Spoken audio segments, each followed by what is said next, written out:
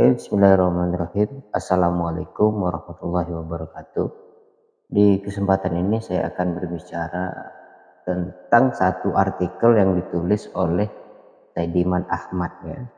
Judulnya Politik Satset Kaisang Pangarap anak presiden kita, presiden ketujuh Joko Widodo ya.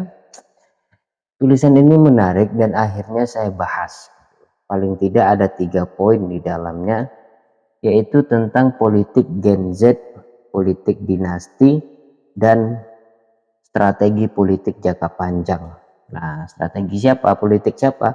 Dalam hal ini ya PSI ya. Karena Kaisang ini baru-baru ini telah dilantik menjadi ketua partai PSI. Banyak yang heran dan banyak yang tertawa dan banyak yang nyinyir tentang hal ini.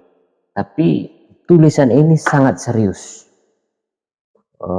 Bahwa Kaisang diangkat menjadi ketua PSI bukan tanpa alasan, bukan hadir dari ruang kosong. Semuanya itu by design kan gitu. Dan yang menarik ada strategi politik jangka panjang, dan itu ditulis di akhir subjudul di dalam artikel tersebut. Kita bahas satu-satu. Pertama, soal politik Gen Z. Politik Gen Z artinya kita berbicara tentang generasi hari ini yang dimana ketika berbicara politik adalah berbicara selera. Gen Z itu berbicara siapa yang paling peduli dengannya, siapa yang paling satu dimensi dan sebagainya. Tidak peduli dia itu orang tua seperti Pak Prabowo Subianto misalnya yang tua, atau tidak peduli, nggak apa-apa loh, atau tidak peduli dengan kalau dia itu dari partai mana dan sebagainya. Itu Gen Z. Gen Z itu justru lebih melihat kepada mereka itu match nggak dengan kaum Gen Z gitu. Ini tidak peduli. Nah, Gen Z ini lebih banyak ketidakpeduliannya kepada politik, tapi justru mereka melihat apakah tokoh itu memiliki kepedulian terhadap Gen Z dan generasi milenial ya. Nah, yang kedua yang dibicarakan oleh Saidiman Ahmad ini tentang politik dinasti. Kecurigaan orang ketika abangnya Kaisang itu menjadi menjadi wali kota Solo gitu kan, ini dianggap dinasti kan. Rocky Gerung sampai mengatakan begini, Ingarso sung korupsi, tuturi cawe-cawe, apa itu namanya, Inmadia bangun dinasti, tuturi cawe-cawe. Itu sindiran siapa itu? Sindiran Rocky Gerung tentang politik dinasti. Nah,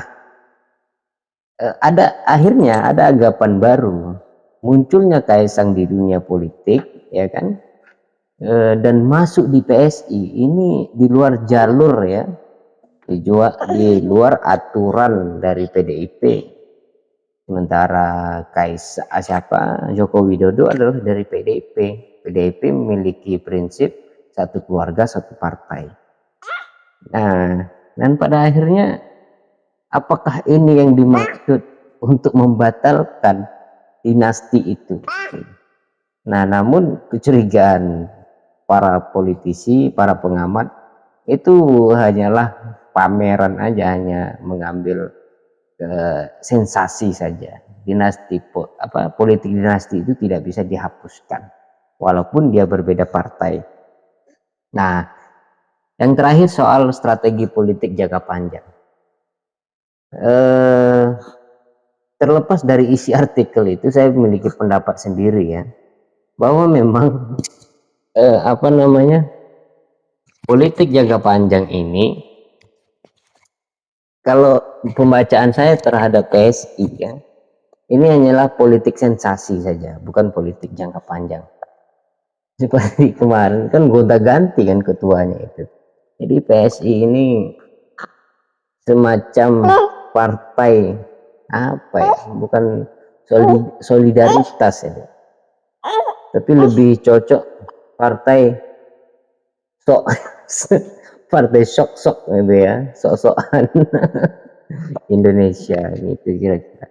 Jadi strategi politik jangka panjang itu hanya omong kosong, hanya omong kosong. Sebenarnya PSI itu lebih kepada sensasi saja. Nah begitu kira-kira pembacaan saya. Politik satset ini hanya judul yang satset gitu. Sebenarnya Kaisang itu lebih cocok menjadi YouTuber kan. Kemarin itu kan dia lucu sekali ketika punya portal YouTube itu kan.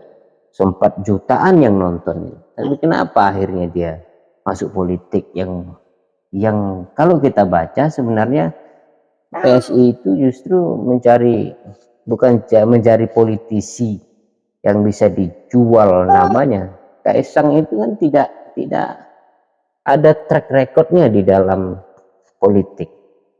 Justru yang dicari adalah tanda petik sisi kapitalisnya, dalam arti yang akan menjadi pemodal PSI. Ya begitu kira-kira bacaan saya terhadap Kaisang dengan politik satsetnya yang menurut saya hanya sensasi belaka. Oke begitu ya, terima kasih, wassalam.